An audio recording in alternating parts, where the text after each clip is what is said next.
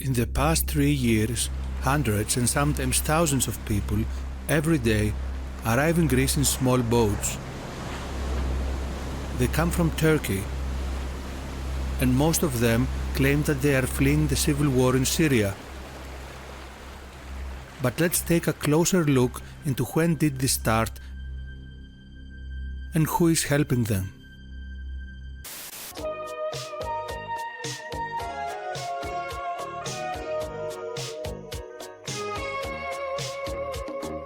The civil war in Syria started in 2011.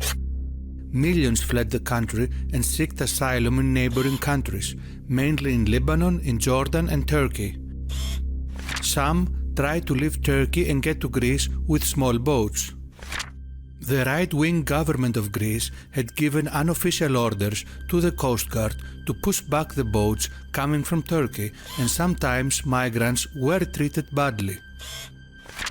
As a result, most of the millions of Syrians that were in Turkey did not try to cross over to Greece.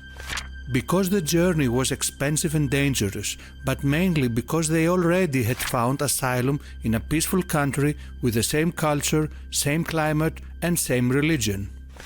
Until 2015, less than 100,000 people every year tried to reach Europe for asylum. Most of them were African Muslims, and they came into Europe through Spain or Italy. Back in 2013, 3,300 Jews left France and moved to Israel. Another 7,000 left in 2014, that's twice as many, and in 2015 Israel hoped the number to double again and reach 15,000. French Jews were leaving France because they were afraid, due to the rise of terrorist attacks and anti-Semitism, which mainly originates from French Muslims. The tipping point for Europe was on January 2015, when a new government was elected in Greece, a radical left socialist government that included many communists, Antifa sympathizers, and social justice warriors that support open borders. The next day, the Greek Coast Guard received new orders, and I know that from first hand. The orders were to help the incoming boats to reach the Greek islands, and the Coast Guard had to obey to these orders. As soon as the cold winter was over, which prevented the trip for small boats, and the first boats for 2015 arrived, a surprise was waiting for them.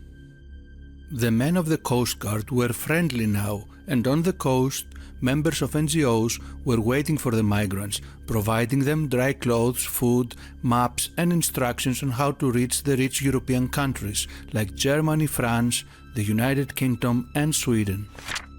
The news traveled quickly to Turkey, and every day more boats arrived.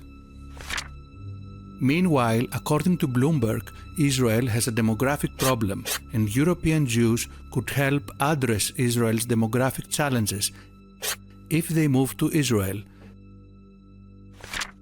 In September 2015, an Israeli NGO arrives in Lesbos Island in Greece. Their name is IsraAid.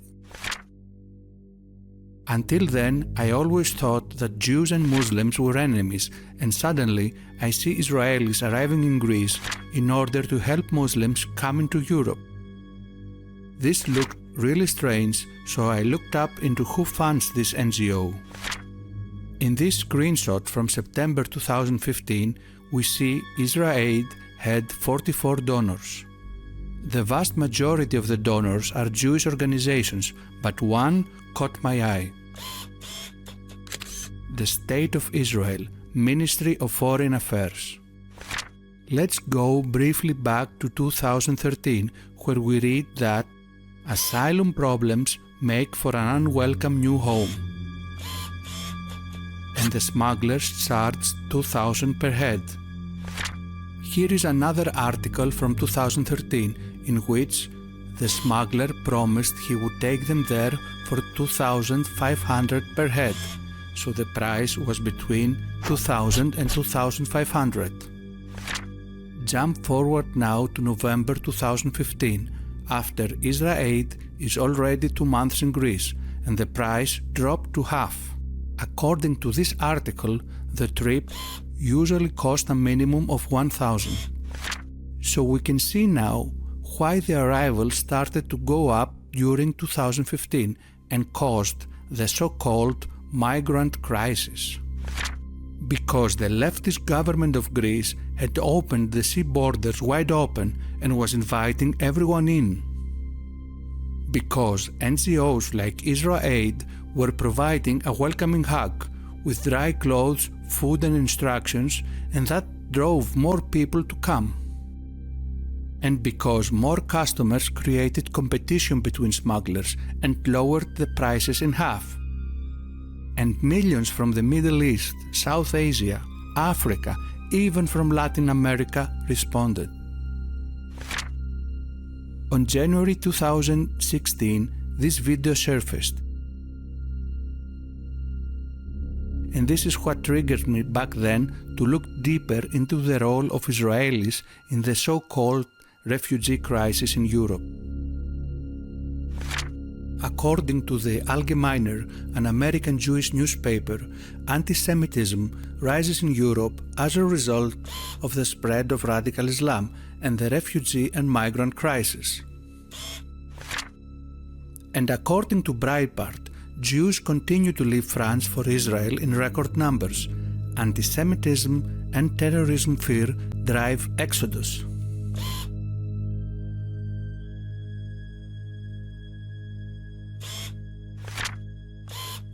Vox reports that 95% of these attacks are carried out by youths of African and specifically North African origin. In the world today, there are 4.6 million Syrian refugees, along with millions of others fleeing their homes in the war-torn Middle East. Meanwhile, IsraAid continues to operate on Lesbos, helping thousands of Muslims to enter Europe every day. They are so proud of this project that they presented it at the AIPAC conference on March 2016. We protect them, feed them, clothe them, and comfort them.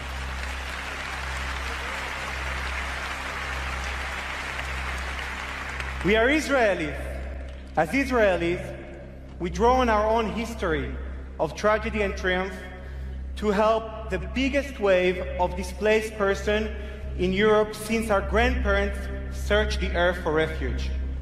AIPAC is the American Israel Public Affairs Committee, or, as they say, America's pro-Israel lobby. Sometimes, thousands of people arrive in just one day. At the end of 2016, the Jewish Agency for Immigrant Absorption announced that only 27,000 Jewish immigrants arrived in Israel in 2016, compared to the 31,000 who arrived in 2015. And Israel really wants to get as many as possible. Do you remember the Bloomberg article about Israel's demographic problem? So on January 2017, 1,500 rabbis signed a letter calling for more refugees in the US. And by refugees, they mean Muslims. 1 month later, on February 2017, they organized a Jewish rally for refugees in New York to protest Trump's so-called Muslim ban. A newspaper in Israel reports Jewish rally for refugees in New York invokes struggle of Holocaust survivor grandparents. Overlooking Ellis Island, thousands of Jews gathered to demand that Muslim refugees be let into the US.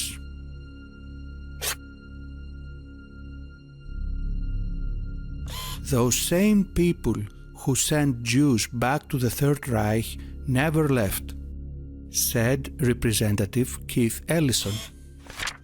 Isn't that the same Keith Ellison that is the deputy chair of the Democratic National Committee? who happens to be a Muslim and an Antifa supporter? He recently tweeted to Donald Trump a selfie of him holding the Antifa handbook. Let's go quickly back to Israel. Why the world needs open borders more than ever, and why Israelis especially should be fighting for them. If there is a simple practical lesson to be learned from the Holocaust, it's the need for open borders. Large swaths of the world are going to become uninhabitable in the decades ahead. The northern countries will probably suffer less from changes in the climate. They will have no choice. They will have to take in refugees, and plenty of them. In far greater numbers than they are now doing, possibly even hundreds of millions of people who will migrate to the north. Meanwhile, in the US, the 1,500 rabbis that support welcome refugees just became 2,000. IsraAid is continuing to help Muslims come into Europe through Greece, and 9 Jewish rabbis and 3 Muslim leaders from the US visited Greece to inspect the operations.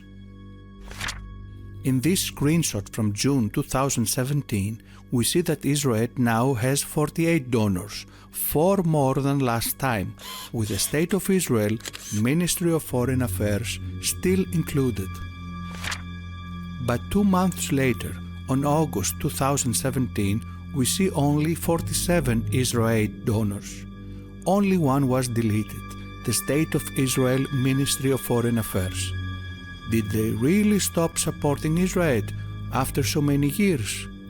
Maybe they just removed the state from the donors page because it was causing suspicions. Meanwhile, the Syrian army claims finding, made in Israel, weapons in ISIS hideouts.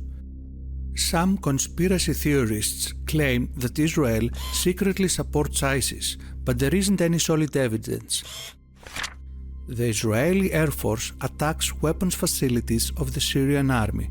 This attack practically helps ISIS, but this is still not solid evidence. This gets even weirder. Israel's defense minister claimed that ISIS apologized to Israel after opening fire on an Israeli unit. Yalon said, ISIS has since said sorry for the incident. A lot of weird coincidences. Israeli weapons found in ISIS hideouts.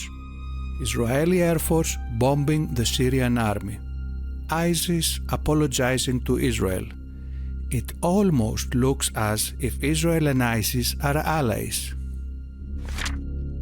Meanwhile, Israel threatens with deportation or jail time thousands of African refugees. While another US Jew who went to Greece during summer to volunteer wrote this wonderful article. What I learned in the second largest refugee camp in Greece. Lily Greenberg Cole is a political science student at UC Berkeley and is president of Bears for Israel.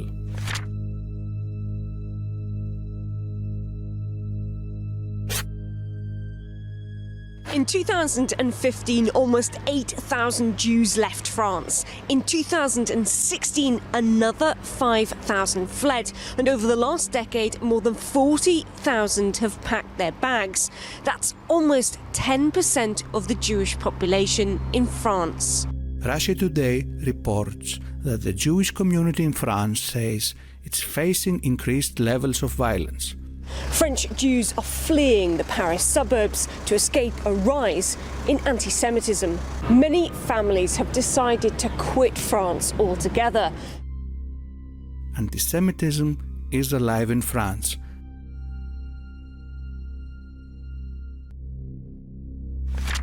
And we finish this report with this news from Israel. Israel will pay $9,000 to any civilian willing to help deport asylum seekers by force. So what did we learn today?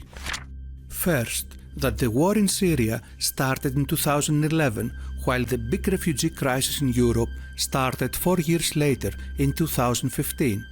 That happened mainly for 4 reasons. First reason, the newly elected government opened the sea borders. Second reason, NGOs like IsraAid offered help to the incoming migrants.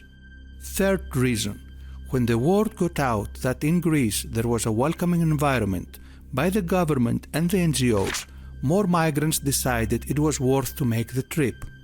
And the fourth reason is that more customers created competition between smugglers that lowered the prices and made it easier for even more migrants to come to Europe. We also learned that the State of Israel and Jews from the US helped IsraAid in Greece. That 2,000 rabbis in the US lobbied for the US to accept more Muslims. That Israel has a demographic problem and needs Jews from Western countries to solve it. That as the number of Muslims in Europe rises, anti-Semitism also rises and pressures European Jews to move to Israel, and this helps to solve the Israeli demographic problem. And while Israel helps Muslims reach Europe, and while rabbis lobby for bringing more Muslims in the US, African refugees are deported from Israel. It is obvious that the Israeli government and plenty of rabbis and Jewish organizations share part of the responsibility for the recent wave of Islamization of Western countries, and Jews in the West are victims of these actions too. This video is in no way against Jews. It is exposing facts about the role of Israel and of some Jewish organizations that work against the interests of Jews who live in Western countries. Thank you for watching. I hope you enjoyed it. If you found this information useful, then please share it with your friends, give the video a thumbs up and leave a comment. I am 100% funded by my viewers, either by PayPal or Patreon.